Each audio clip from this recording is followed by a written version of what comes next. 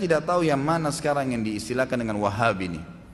Kalau Wahabi yang dulu pernah muncul di Maroko, dan itu dulu di zaman mungkin masih Khilafah Abbasiyah, ada seseorang memang pernah muncul di sana berfaham Wahabi, memang itu pemahaman yang keliru, karena mereka hampir mirip dengan kaum Khawarij yang menghukumi semua orang secara zahir. Misal tentang pengkafiran secara mutlak, semua orang kafir harus diperangin, gitu kan? Atau orang yang tidak sefaham dianggap kafir. Tapi itu sudah habis, udah nggak ada pemahaman itu. Karena pimpinannya waktu itu kalau tidak salah dihukum kisos oleh khalifah, kemudian seluruh pengikutnya juga didakwahin yang tidak mau dihukum oleh khalifah. Memang sudah habis pemahaman itu, tidak ada, gitu kan? Apakah memang asalnya itu dari kota Mekah dan Madinah katanya Ustaz? Emang Nabi SAW menyebut ya tentang Najd. Ada orang dari Najd. Nabi pernah berdoa, Allahumma barik fi yamanina wa syamina. Ya Allah berkahi Yaman kami dan Syam kami. Mudah-mudahan Allah berkahi Yaman dan Syam. Allah selesaikan semua musibah yang ada di sana dan Allah satukan insyaallah. Ada yang dari Najd. Najd itu kalau sekarang itu Riyadh, ibu kotanya Saudi. Fi najdina ya Rasulullah, kepingin didoakan. Nabi SAW mengulangi lagi, Allahumma barik fi yamanina wa syamina. Ya Allah berkati Yaman dan Syam. Si orang Najd, fi najdina ya, di Najd juga ya Rasulullah doakan berkah. Nabi mengulangi lagi, Allahumma barik fi syamina wa yamanina, berkati Yaman dan Syam. Sampai ketiga orang ini ngomong, fi najdina ya Rasulullah, di Najd ya Rasulullah. Kemudian Nabi menoleh kepada dia dan mengatakan, dari situlah keluar fitnah. Nah, kalau yang saya tangkap sekarang, pemahaman Wahabi yang diangkat-angkat ini, itu sekarang lagi disebarkan oleh orang-orang Syiah. Orang-orang Syiah ini, kebanyakan mereka dibongkar kedoknya tentang siapa itu Syiah, bagaimana akidah mereka, bagaimana keyakinan mereka, kesalahan-kesalahan yang menyimpang, itu oleh kebanyakan muslimin yang ada di Saudi. Di Saudi ini kebetulan berdirinya negara Saudi itu, dua pedang Saudi itu melambangkan dua Muhammad. Muhammad bin Saud yang sekarang menjadi keluarga Al Saud namanya, keluarga raja. Saudia itu diambil dari kata-kata keluarga Saud. Muhammad bin Saud namanya, itu pendiri pertama kerajaan Saudi. Dia berteman, dia cuma kepala suku, dia tidak faham agama sebenarnya, artinya pemahamannya dasar saja. Dia bersahabat dekat dengan seseorang yang bernama Muhammad bin Abdul Wahhab. Muhammad bin Abdul Wahhab ini seorang ulama besar dulu di sana, gitu kan, di Jazirah Arab ini. Dan dialah yang bersatu dengan ya, Muhammad bin Saud ini, kemudian mulai menghilangkan pemahaman-pemahaman syirik, orang yang menyembah kuburan, ya gitu, beragam macam kesyirikan yang terjadi, orang banyak menyembah berhala, kembali dihilangkan dengan dia. Nah, termasuk sangat banyak waktu itu meluruskan pemahaman muslimin tentang dan membongkar kedoknya orang Syiah. Nah, orang-orang Syiah ini sekarang melempar istilah Wahabi yang dulu salah itu kepada orang-orang Sunni yang ada di Saudi. Makanya kebanyakan orang bilang, oh Saudi itu pemahaman Wahabi. Nah, di sini tergantung persepsi apa. Kalau yang dianggap Wahabi dulu yang pertama ini salah, nggak ada. Karena itu pemahamannya jauh dari Sunnah Nabi SAW dan tidak ada itu. Tapi yang saya tangkap sekarang pemahaman Wahabi ini yang dianggap orang-orang Syiah karena banyak disebarkan, dibongkar kedoknya sampai MUI keluarin buku sesatnya ajaran Syiah itu kan. Nah, mereka tahu yang membongkar ini ahli Sunnah dan sumbernya di Saudi sekarang. Maka mereka menakut-nakuti muslimin, mengatakan itu pemahaman Wahabi, hati-hati. Seperti itulah. Gitu yang saya tangkap. Jadi kalau yang dimaksud dengan Wahabi ini adalah istilah yang dipakai orang-orang Syiah untuk menyudutkan kaum muslimin Sunni yang ada di Saudi, maka itu jelas salah. Nggak mungkin, gitu kan? Itu jelas salah. Jadi itu tidak benar. Wahabi merupakan aliran di dalam Islam yang ditujukan kepada pengikut Muhammad bin Abdul Wahhab. Muhammad bin Abdul Wahhab berasal dari daerah Najd, belahan timur Kerajaan Arab Saudi. Terkait tempat kelahiran tokoh Wahabi ini, Rasulullah Shallallahu Alaihi Wasallam mengatakan, di sana akan muncul kegoncangan dan fitnah, dan di sana pula nanti muncul tanduk setan. Hadis riwayat Imam Al-Bukhari. Pernyataan Rasul ini mungkin tidak berkaitan langsung dengan Muhammad bin Abdul Wahab, tetapi fakta sejarah menunjukkan bahwa sebagian kelompok yang meresahkan umat Islam lahir dari daerah ini.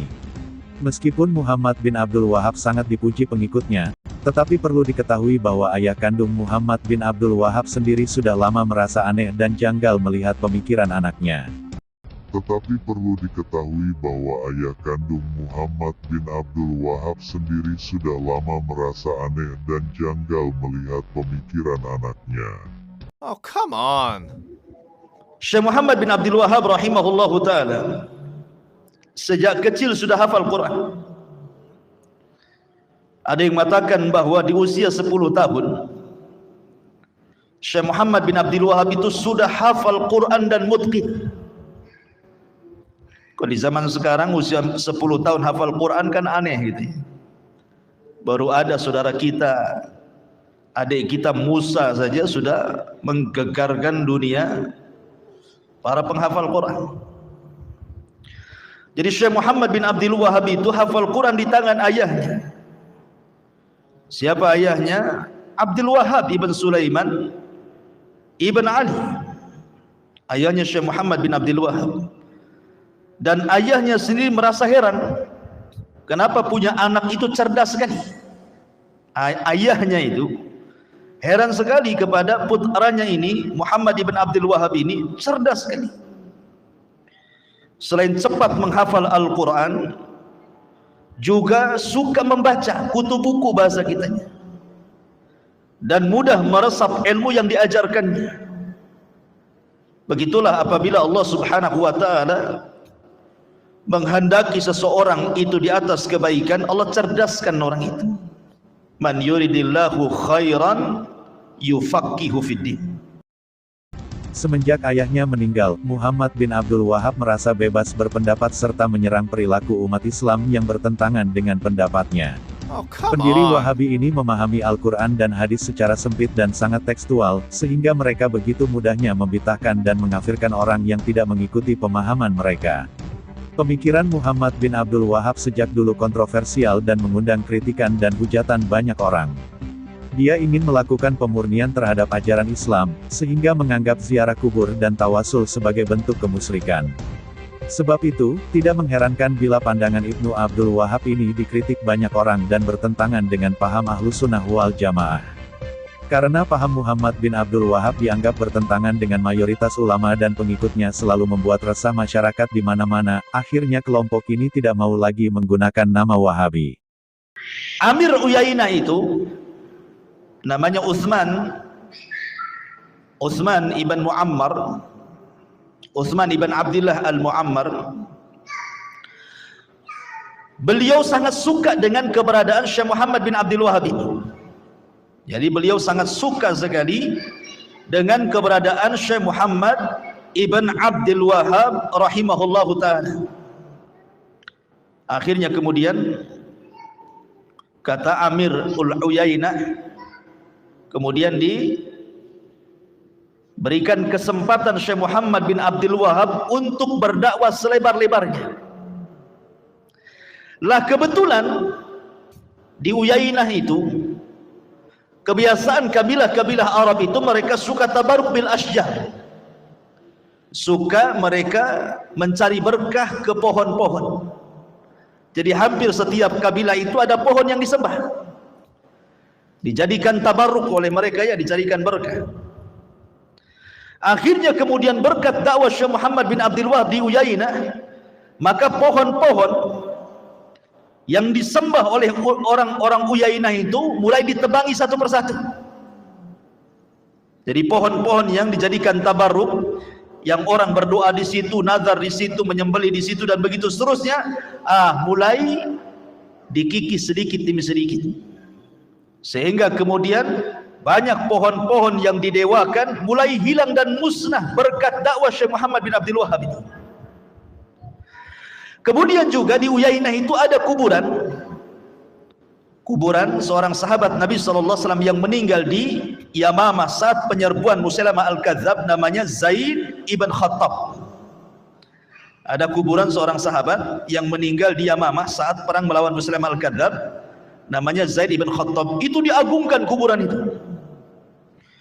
Jadi banyak kemudian orang-orang Uyainah itu datang ke kuburan tersebut meminta-minta, minta jodoh ke situ, minta rizki ke situ, usahanya kemudian gulung tikar, minta di situ biar tikarnya kembali dibentang.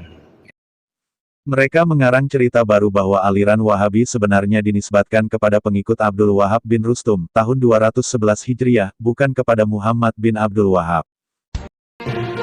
Ustadz Salafi Wahabi sering menyebut nama Abdul Wahab bin Rustum.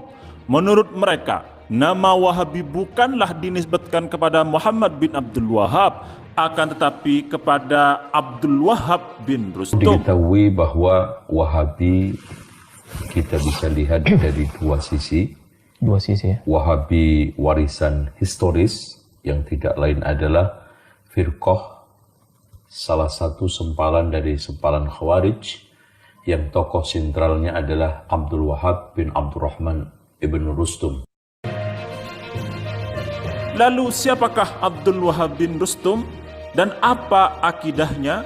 Benarkah nama Wahabi dinisbatkan kepada Abdul Wahab bin Rustum?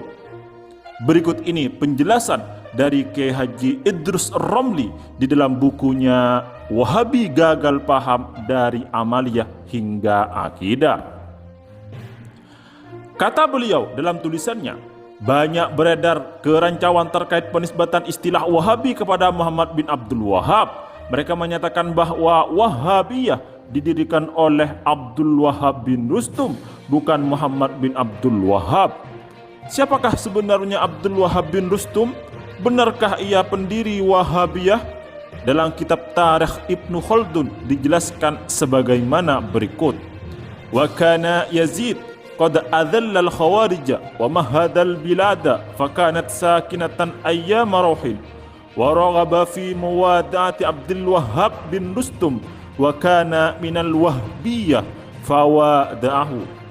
Artinya, Yazid bin Hatim bin Kubaisah bin Al-Muhallab telah berhasil menghinakan Khawarij dan menstabilkan negara. Maka negaranya menjadi tenang pada masa kepemimpinan Rauh.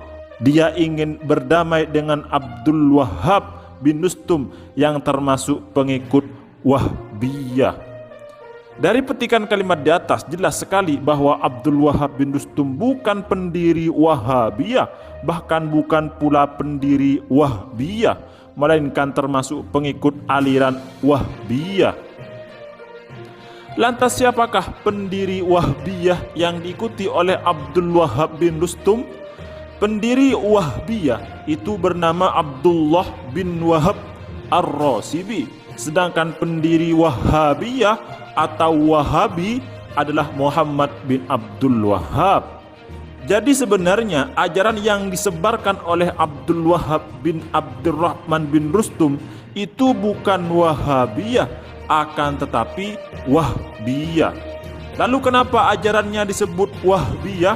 Apakah Wahbiyah itu nisbah kepada Abdul Wahab bin Rustum? Ternyata juga bukan, karena ajaran Wahbiyah tersebut adalah nisbah kepada Abdullah bin Wahb bin Ar-Rasibi. Di dalam buku seseorang sejarawan asal Perancis, yaitu Al-Firaq fi Shimali Afriqiya, yang ditulis oleh Al-Faradbil, terdapat bukti sejarah yang mengatakan waqad sammu aidan al-wahbiyina nisbatan ila Abdullah bin Wahb bin Ar-Rasibi za'imil khawarij. Artinya mereka dinamakan Wahbiyin karena dinisbahkan kepada Abdullah bin Wahb bin Ar-Rasibi, pemimpin Khawarij. Ternyata dalam buku Al-Faradbil juga tertulis Wahbiyin, bukan Wahabiyin, dan dengan jelas disebutkan nisbahnya Wahbiyah atau Wahbiyin, bukan nisbah kepada Abdul Wahab bin Rustum sebagaimana perkataan sebagian pengikut Wahabi, akan tetapi Wahbiyah itu nisbah kepada Abdullah bin Wahab Ar-Rasibi. Ajaran itu lalu pecah kepada beberapa sekte dan sekte Abdul Wahab bin Rustum disebut Wahbiyah Rustumiyah, bukan Wahabiyah Rustumiyah. Hal ini menegaskan bahwa faham yang dibawa atau yang diikuti oleh Abdul Wahab bin Rustum bukan aliran Wahabi, tetapi Wahbiyah. Ibn Abdul Wahab Ibn Sulaiman At-Tamimi lahir pada tahun 1115 Hijriah dan wafat pada tahun 1206 Hijriah. Beliau lahir di sebuah kota namanya Uyainah, pertengahan daerah Najd, dan beliau wafat di sebuah tempat namanya Dir'iyah. Kunyah beliau adalah Abu Ali, karena salah satu putra beliau namanya Ali, bahkan dua lagi nama putranya yang namanya Ali itu dua. Pertama Ali Al-Akbar meninggal, kemudian punya anak lagi laki-laki diberi nama Ali juga, Ali Ats-Tsani. Kemudian di sana ada putra beliau juga diberi nama Hasan, Husain, Abdullah, Ibrahim, dan Abdul Aziz. Dari nama-nama putra beliau saja, Syekh Muhammad ibn Abdul Wahab rahimahullahu ta'ala menunjukkan bahwa beliau pecinta Ahlil Bait.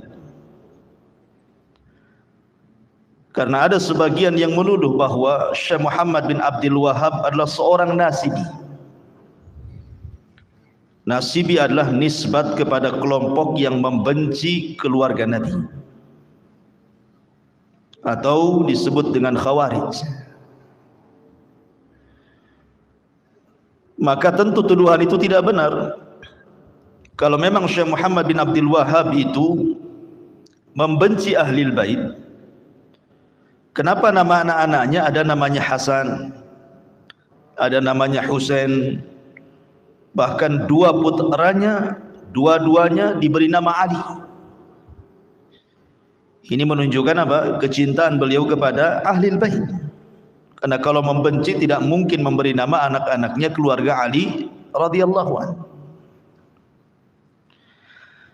Ma'asyiral muslimin yang dimuliakan Allah Subhanahu wa taala. Adapun istri beliau punya keluarga namanya Al-Jauharah bintu Abdullah ibn Muammar.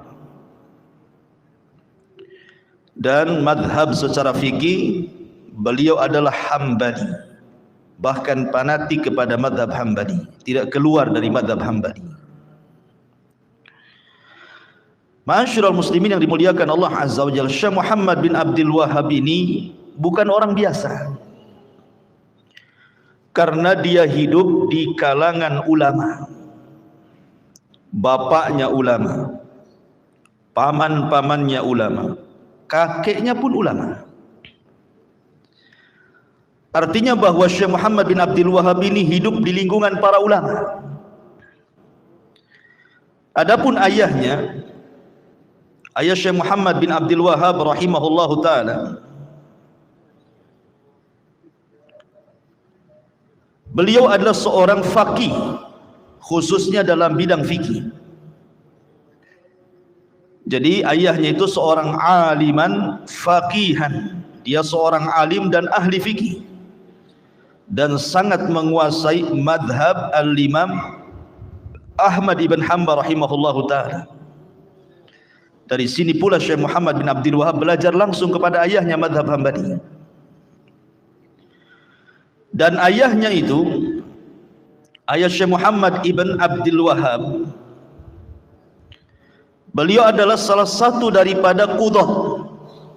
Qudat itu artinya seorang hakim di zamannya yang sangat ma'ruf, sering berpindah-pindah. Terkadang beliau menjadi qadhi di Uyainah, tempat tinggalnya sendiri, terkadang menjadi qadhi di Huraimilah, yang kelak nanti kisahnya Syekh Muhammad bin Abdul Wahab awal pertama kali dakwah itu di sebuah tempat namanya Huraimilah namanya.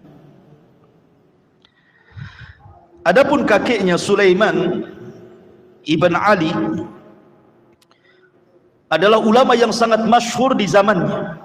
Siapa yang tidak kenal Sulaiman Ibn Ali, ulama hebat di zamannya, itu kakek daripada Syekh Muhammad Ibn Abdul Wahab, ulama kondang di Jazirah Arab.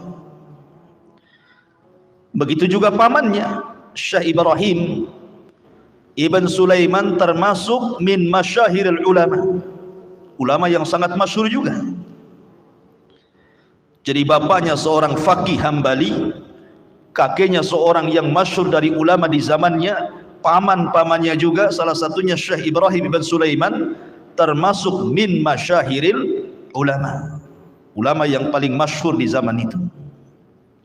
Dari sini kita tahu bahwa Syekh Muhammad bin Abdul Wahab terlahir dari keluarga ulama. Ma'asyiral muslimin yang dimuliakan Allah Subhanahu wa taala, Syekh Muhammad bin Abdul Wahab rahimahullahu taala sejak kecil sudah hafal Quran. Ada yang mengatakan bahwa di usia 10 tahun Syekh Muhammad bin Abdul Wahab itu sudah hafal Quran dan mutqin. Kalau di zaman sekarang usia 10 tahun hafal Quran kan aneh gitu. Baru ada saudara kita, adik kita Musa saja sudah menggegarkan dunia para penghafal Quran. Jadi Syekh Muhammad bin Abdul Wahab itu hafal Quran di tangan ayahnya. Siapa ayahnya? Abdul Wahab Ibn Sulaiman Ibn Ali, ayahnya Syekh Muhammad bin Abdul Wahab. Dan ayahnya sendiri merasa heran, kenapa punya anak itu cerdas sekali. Ayahnya itu heran sekali kepada putranya ini, Muhammad ibn Abdul Wahab ini cerdas sekali. Selain cepat menghafal Al-Quran, juga suka membaca kutu buku bahasa kitanya, dan mudah meresap ilmu yang diajarkannya. Begitulah apabila Allah Subhanahu wa taala menghendaki seseorang itu di atas kebaikan, Allah cerdaskan orang itu. Man yuridillahu khairan yufaqihu fiddin.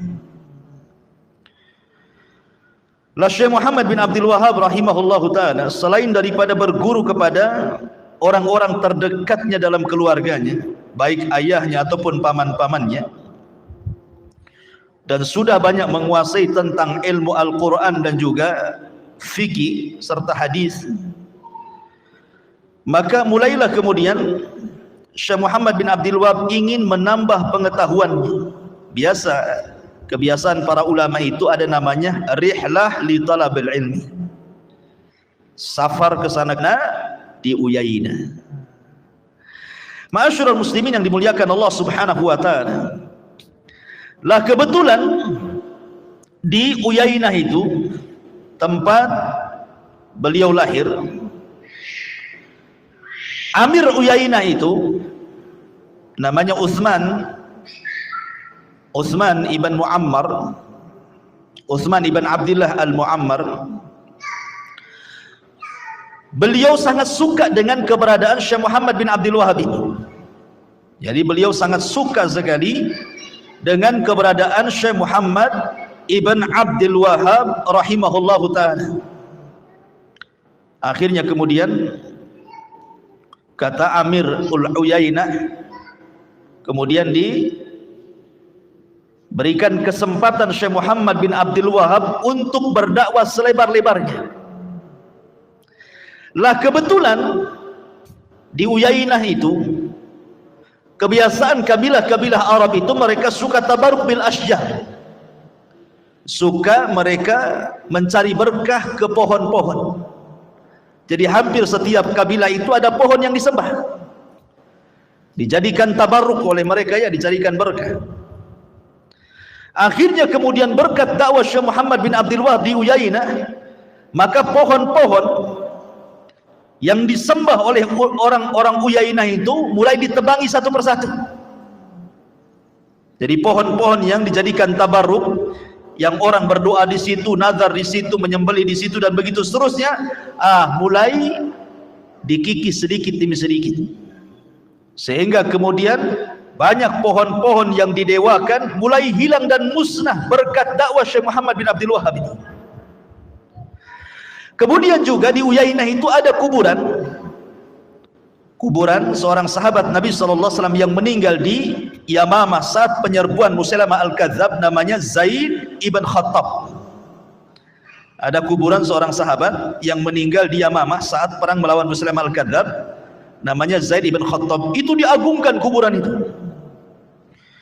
Jadi banyak kemudian orang-orang Uyainah itu datang ke kuburan tersebut meminta-minta, minta jodoh ke situ, minta rizki ke situ, usahanya kemudian gulung tikar, minta di situ biar tikarnya kembali dibentang. Pokoknya apapun minta ke kuburan, selain kepada pohon juga minta ke kuburan tuh. Maka Syekh Muhammad bin Abdul Wahhab ketika itu meminta kepada Amir Uyainah ini, Amir ibn Uyainah, supaya bagaimana kalau seandainya kuburan itu kubahnya dihancurkan, dijadikan kuburan biasa, supaya jangan sampai kemudian orang-orang kemudian kembali menyembah kuburan tersebut dan diarahkan menyembah Allah Subhanahu wa taala. Maka pada awalnya, ma'asyiral muslimin yang dimuliakan Allah Azza wa Jal, ini pemimpin Uyainah ini agak mikir, karena bagaimanapun akan terjadi penentangan nih.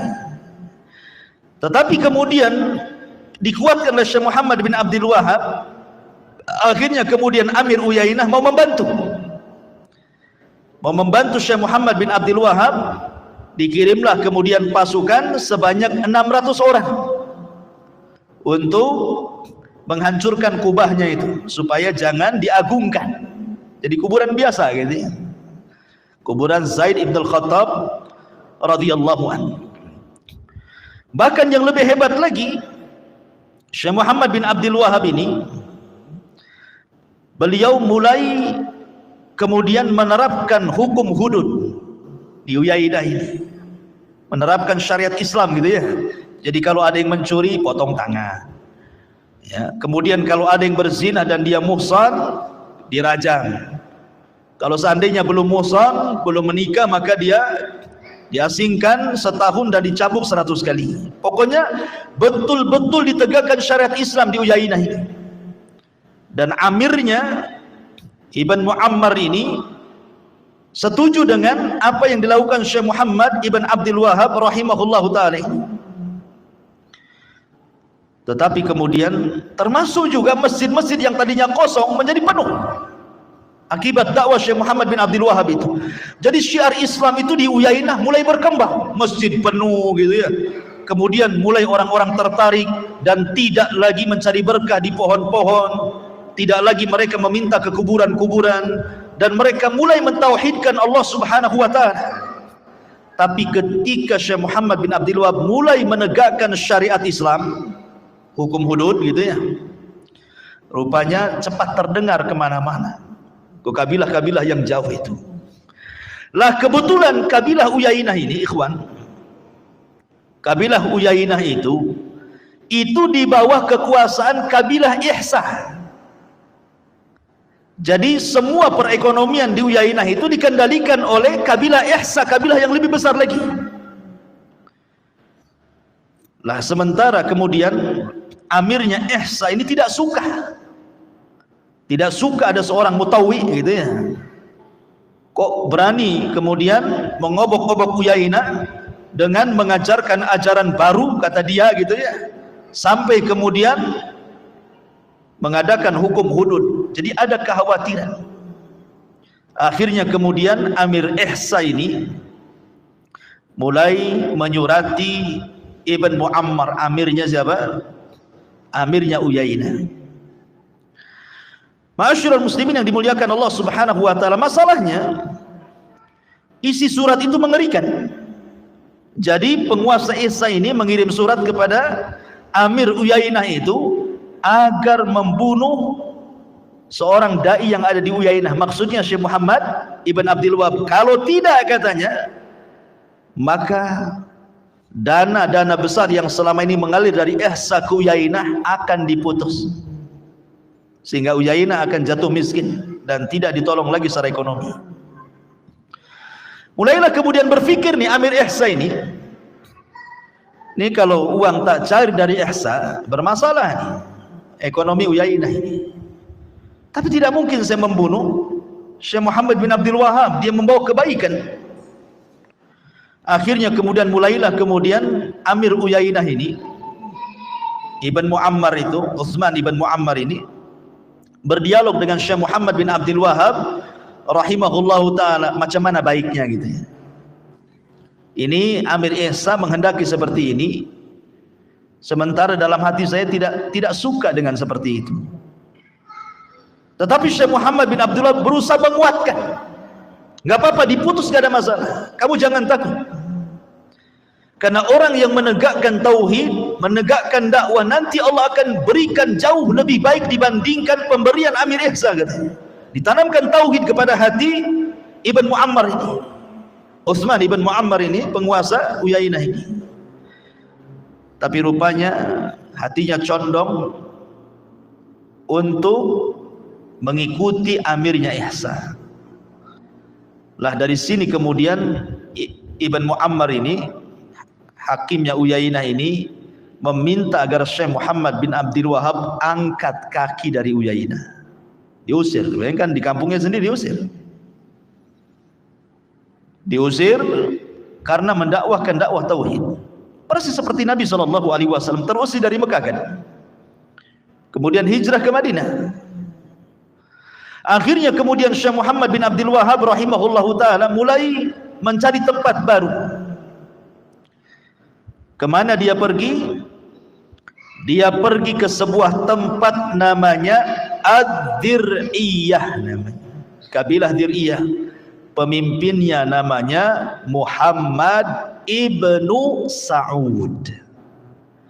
Disinilah sejarah dimulai. Lah ketika itu Syekh Muhammad bin Abdul Wahab belum dikenal di Dir'iyah. Cuman dia punya murid Ibn Sulaim atau Ahmad Ibn Suwailim namanya. Ahmad Ibn Suwailim itu salah satu murid beliau yang tinggal di Dir'iyah. Jadi sementara Syekh Muhammad bin Abdul Wahab ini terusir dari Uyainah negerinya, itu yang menampung di Dir'iyah adalah muridnya ini. Kemudian keberadaan Syekh Muhammad bin Abdul Wahab tercium akhirnya oleh istri daripada penguasa Dir'iyah. Istrinya Muhammad ibn Saud ini orang soleh. Dia suka dengan muridnya Syekh Muhammad bin Abdul Wahab ini dan selalu mengikuti kajiannya. Akhirnya dia coba ngomong kepada suaminya Muhammad ibn Saud ini dan mengatakan sesungguhnya orang yang di rumah Syekh Ahmad ibn Suwailim ini adalah seorang da'i, seorang syekh yang banyak ilmu dan menyebarkan kebaikan. Bagaimana kalau dia boleh tinggal di Dir'iyah dan berdakwah? Awalnya Muhammad ibn Saud kurang tertarik, tetapi kemudian lama-lama dipengaruhi oleh istrinya, kemudian masuk pula hidayah ke hatinya. Dia datang langsung menemui Syekh Muhammad bin Abdul Wahab, kemudian bicara empat mata bahwa dia siap melindungi Syekh Muhammad bin Abdul Wahab untuk berdakwah di Dir'iyah ini. Di sini kekuasaan milikmu. Aku hanya berdakwah, mengajak manusia ke dalam tauhid saja, itu saja. Di sini terjadi kesepakatan, berarti soal urusan negara itu urusannya Muhammad ibn Saud, tapi soal urusan agama berarti urusannya Syekh Muhammad ibn Abdul Wahab. Dan kesepakatan itu masih berlaku sampai hari ini. Lihat kerajaan Saudi, yang jadi raja siapa? Keluarga Muhammad bin Saud semuanya, dari anak, cucu, cicitnya sampai sekarang. Dan siapa yang kemudian memegang lajnah daimah yang mengeluarkan riset fatwa gitu ya, dari kerajaan Saudi Arabia, dari keluarga siapa? Syekh Muhammad ibn Abdul Wahab yang sekarang dipegang oleh Al-Syekh kan gitu ya. Jadi perjanjian itu masih melekat sampai hari ini. Maka akhirnya kemudian berkat dukungan penguasa, Syekh Muhammad bin Abdul Wahab leluasa untuk berdakwah seluas-luasnya di Diriyah. Akhirnya manusia subhanallah dari mana-mana, bukan hanya dari Diriyah saja, dari mana-mana negeri di zaman itu datang ke Diriyah belajar kepada Syekh Muhammad ibn Abdul Wahab rahimahullah ta'ala. Kenapa? Karena dilindungi penguasa. Begitulah dakwah. Kalau dekat dengan penguasa biasanya lancar, tapi kalau memusuhi penguasa dibubarkan ya, carikan pasal karet, masuk penjara. Ya. Ma'asyiral muslimin yang dimuliakan Allah azza wa jalla. Makanya ahli sunnah wal jamaah sangat menganjurkan agar kita supaya dekat dengan pemerintah, mendukung program pemerintah selama program yang dibentuk oleh pemerintah itu tidak bertentangan dengan syariat, kita dukung. Dan itu pesannya Nabi SAW, was-sam'i wat-ta'ah wa in ta'ammara alaikum abdun habasyi. Kita harus tetap mendengar dan taat kepada pemerintah walaupun yang memerintahkan seorang hamba budak sahaya. Begitulah manhaj ahli sunnah. Ma'asyiral muslimin yang dimuliakan Allah subhanahu wa ta'ala. Lah akhirnya kemudian Syekh Muhammad bin Abdul Wahab terus dan terus mengembangkan dakwah tauhid. Lah Amir Uyainah Utsman ibn Abdullah ibn Muammar ini kemudian menyesal. Kenapa dia sampai menyuruh Syekh Muhammad bin Abdul Wahab angkat kaki dari tempat kelahirannya, datang dengan para pembesar Uyainah ke Diriyah, kemudian meminta kepada Syekh Muhammad bin Abdul Wahab untuk pulang kampung lagi. Jadi membujuk, sudahlah maafkan saya, dulu saya salah ngusir kamu karena gara-gara pengaruh Amir Ihsa gitu. Sekarang kami siap untuk mendukung walaupun tidak dibantu oleh Ihsa, tapi syaratnya pulanglah kau ke Uyainah. Minta Amir Uyainah itu supaya Syekh Muhammad bin Abdul Wahab balik lagi ke kampung, berdakwah lagi di kampung. Tapi Muhammad ibn Saud tidak mau menerimanya. Nggak boleh. Dia nggak boleh keluar dari Diriyah. Nggak boleh keluar dari Diriyah. Aku yang melindungi dia. Akhirnya Amir Uyainah pun kemudian pulang dengan penuh penyesalan. Kenapa dulu dia mengusir Syekh Muhammad bin Abdul Wahab? Karena pengaruhnya dahsyat itu. Ya. Pengaruh Syekh Muhammad bin Abdul Wahab itu dahsyat sekali dalam mengembangkan tauhid di Jazirah Arab itu. Dalam waktu sesingkat-singkatnya menyebar di mana-mana oleh murid-muridnya itu. Sehingga dari mana-mana kabilah, dari mana-mana negeri datang dan mereka pun menyebarkan dakwah tauhid yang diajarkan Syekh Muhammad bin Abdul Wahab. Makanya sebagian para ulama mengatakan bahwa Syekh Muhammad bin Abdul Wahab itu adalah seorang al-mujaddid, pembaharu umat ini. Makanya kalau antum membaca kitab beliau namanya Kitabut Tauhid, Kitab At-Tauhid, salah satu karya beliau. Kitab Tauhid ini ikhwan, itu satu-satunya kitab yang dikarang oleh Syekh Muhammad bin Abdul Wahab yang belum pernah ada ulama mendahului beliau dari cara mengarang kitabnya. Tidak ada kitab khusus yang membahas tentang penyimpangan dalam bab tauhid uluhiyah yang sangat ringkas tapi komplit dan jelas kecuali Syekh Muhammad bin Abdul Wahab. Ya, kitabnya sih sederhana, bab, kemudian dalil dari Al-Quran, kemudian dalil dari Sunnah, kemudian asar ulama salaf, perkataan ulama salaf. Itu saja setiap babnya. Babul kahanah umpamanya bab perdukunan, dalilnya Quran, setelah itu dalilnya Sunnah, setelah itu perkataan ulama salaf. Begitulah dari awal kitab sampai akhir kitab. Persis seperti Imam Bukhari ketika meletakkan bab dalam Sahih Bukhari.